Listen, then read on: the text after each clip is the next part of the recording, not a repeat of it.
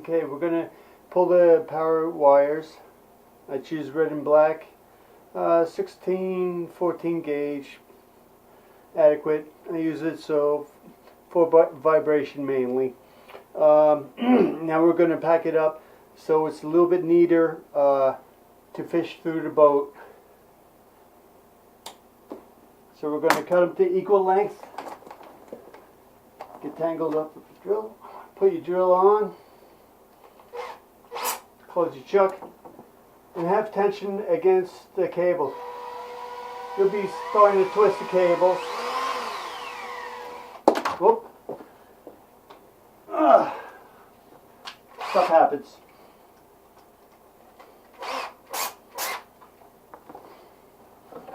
Okay.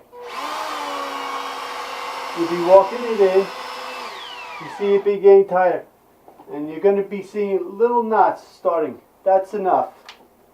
Okay, put your drill in reverse.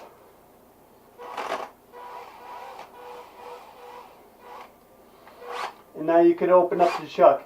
If you don't do that, you're going to have a big knot in the middle. Just relieve some of the tension on the line.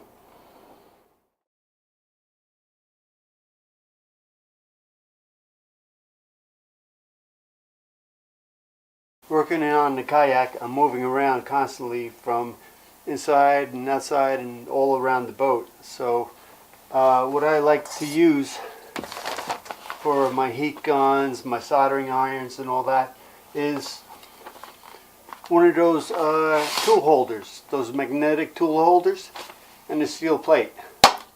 I put it down and no problems with the rope.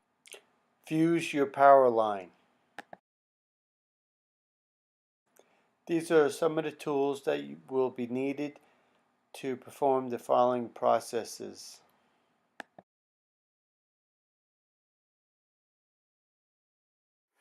First we'll be doing the straight splice. I'll be using this splice in places where I don't have to worry about the wire bending and breaking, where the wire is pretty thick gauge, where I could pull on it and I don't have to worry on the wire breaking. After you ensure of a good solder joint, but you have to be careful. I use the trailer wire. It comes in ribbons, nice ribbons, and this one's 14 gauge. You have to be careful of the insulation when soldering it. Okay, I usually cool it off with some acetone, since I have to clean up the spot anyway. And then you want to give it a nice coat of hot glue. Not so much as the shrink tubing will go over it. Doesn't have to be a neat job right now. You'll see in a second. Let it cool down and you could mold it. Putting the hot glue on and the heat shrink. This one was a little tight. You could make it a little bit bigger using pliers or a screwdriver. Anyway, here comes the fun part. You got the hot glue inside. Heat it from the inside out.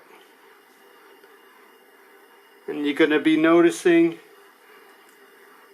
the hot glue taking out all the air bubbles, oozing out the end, and this will not allow any water or anything to oxidize your wires. And that's for the straight connection. This will be the way that I would go about soldering a regular gauge wire to a fragile gauge wire that simply breaks under tension or any other reason. Anyway, look on YouTube up soldering. Okay, do your soldering joint. As you can see, I have it going backwards this way. You'll see why in a second. Okay, clip off the tab end. Hold that back nicely.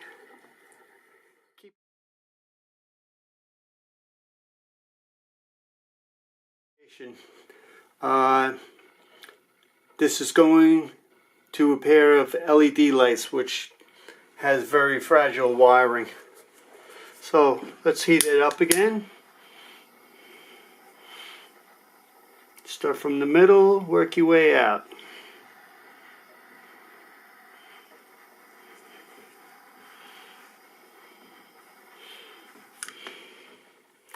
And that's it.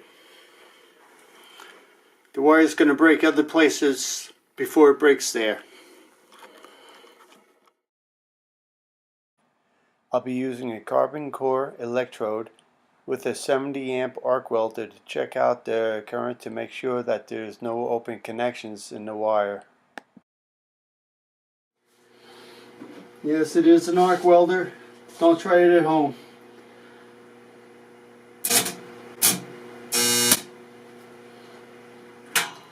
If there was any open in this line, 120 amps for a short second would blow the line.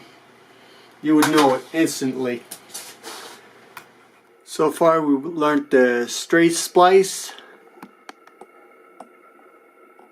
the regular splice going into a thin wire splice.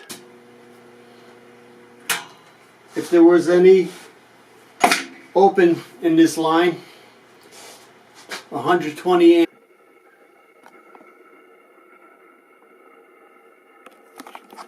How to twist cable, make it up your power cable.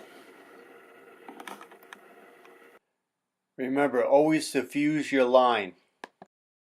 I'm so excited for the future recording of how to work with HDPE. That includes sanding, welding, gluing. Complete.